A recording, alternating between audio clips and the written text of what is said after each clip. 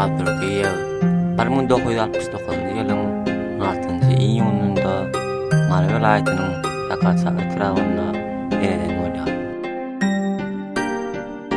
Maskulatyň ondan başga da 4 erkek dogan bar. 6 ýaşka onuň lakaby bolup, ol aý oýunlaryna öýdüniň nämelerle köýpdiňi, iň esasy bolsa türkmen topragynyň bigal däldigini, sekinleri dünýä indirýänlerini ýaýlamy aýdy. Bu zatlar gören daşy urtlar Altymyrada.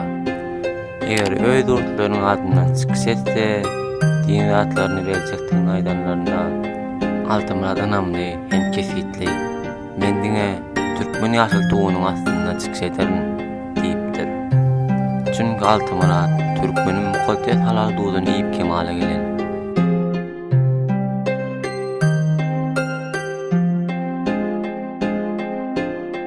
Teşkan tälimçisi Abramyan Bruno Sumbatoviç bolup, Moskwa şäheriniň Dinamo toparyna çykyş etdirdi. Türkmen staňaçylaryndan ilkinji bolup, Ýewropanyň ýeňisi 3 sapar dünýäde iň güýçli diýip aýlandy.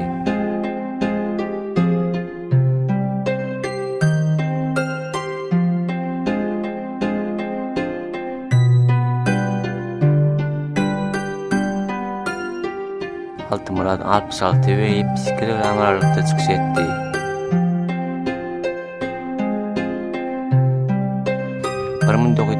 Ýylda Ispaniýa döwletiniň Barcelona şäherinde bolan olimpik oýunlarynda birleşen toparynyň düzüminde çykyş etdi. Emma ýygynyň baş tälimçisi Vasily Alekseýew oňa çykyş etmäge ruhsat bermedi. Emma gynantakda 1990 ýylda Moskwa şäherinde Altymyrat Orazdurdyýew 20 ýaşynda